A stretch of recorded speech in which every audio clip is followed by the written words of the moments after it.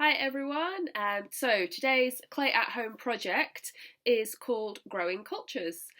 This was a project that we did through several different strands of the British Ceramics Biennial's engagement programme last year. It was based around the story of the first penicillin culture vessel, which was made from ceramics and made in Stoke-on-Trent. So we looked at the history of penicillin, the importance of antibiotics, and how we can help to put a stop to antibiotic resistance. One of the things that we looked at was hand washing. Now, bacteria and viruses are different things, but both can have the capacity to make you ill in different ways. But for both of these different things, the way that you can prevent illness, one of the best things that you can do is to wash your hands and wash your hands properly, which we've all learned a lot about that recently. But this is one of the key aspects of our project that we looked at. One of the other things we did was we looked at bacteria cells themselves. So looking at microscopic images of bacteria cells, and we had the students that we worked with through Clay School and through the Clay Museum project making their own bacteria cells, which were all really fabulous. There was lots of really fun designs, and they all learnt a bit more about the structure of the bacteria cells through the making of them. So that's what I'm going to show you now, is a demonstration of how to make your own bacteria cell out of clay or out of salt dough if you've got that at home. So, how to make a bacteria cell from clay. First thing you want to do is take a small ball of clay, and then you're going to start off by making, it's kind of how you would start to make out a pinch pot. So you were going to pinch into the middle of the ball of your clay and just make it into a nice kind of curved, slightly domed shape. So we're not making a full bacteria cell, we're kind of making half of one so that it sits nicely. Smooth out the surface, doesn't have to be too neat. You can do this quite quickly because we're going to be adding lots of nice bits on top of it. So once you're happy with it, we can then start adding little bits on for your bacteria cells. Now, one thing that bacteria cells have, it can either be kind of hair-like pieces that are coming off. These are called pili, or sometimes they're a bit more spiky. These help the cells kind of latch on to different things.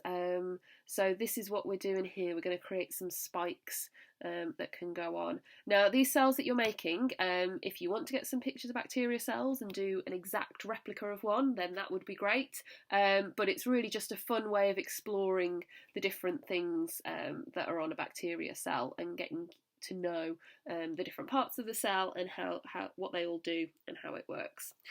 So here we go. I'm doing a few more peely-like spikes to add on.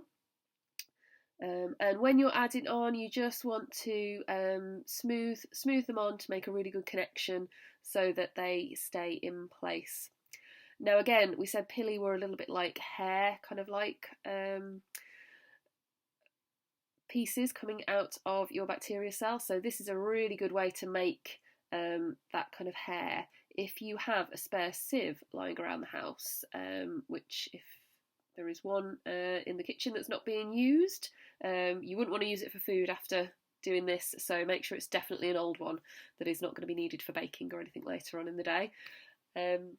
So as you can see, what you do is you take a small amount of clay and you just push it through the sieve, and what you'll find is that as it pushes through, it creates these really lovely kind of hair-like effects.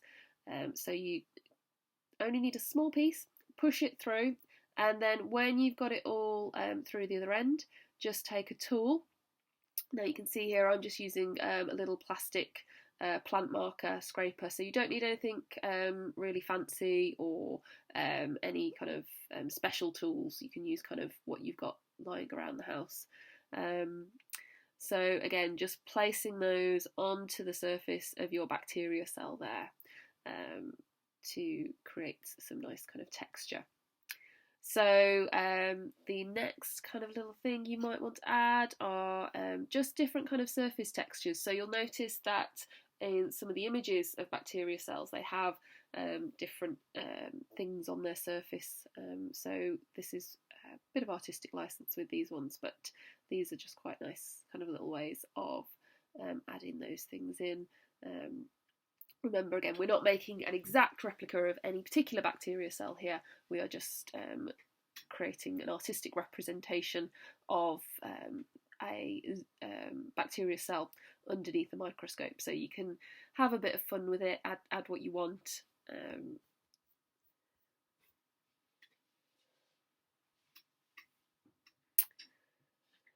So next up, now usually I would probably like to keep my bacteria cell there, but one final thing to show you. This is something that is usually on the kind of longer bacteria cells. These are called flagellum, and these are like long tentacle like appendages that come off these bacteria cells. Sometimes they're used for kind of helping them to swim through water effectively, or to kind of latch onto things. So you can create these. Now these are going to be very delicate, so something you might want to do if you decide you like the idea of putting your flagellum onto your bacteria cell is, as I'm doing here, cross them over each other so that you can they kind of work with each other. So there you go, that is my demonstration of a bacteria cell, but you can have lots of fun with it. So there you go, really simple. Make your own bacteria cell. If you go to the website britishceramicsplayanial.com, you will find the workbook that we have put together that has lots of information all around the discovery of penicillin and the penicillin culture vessel. Also has a couple of nice images about of bacteria cells there as well. So if you want to use those to work from to make your own bacteria cells, that would be really useful for you. And we'd love to see what you make, so please share it with us, send us your photos, and we'd love to see what you get up to doing all of your clay at home projects.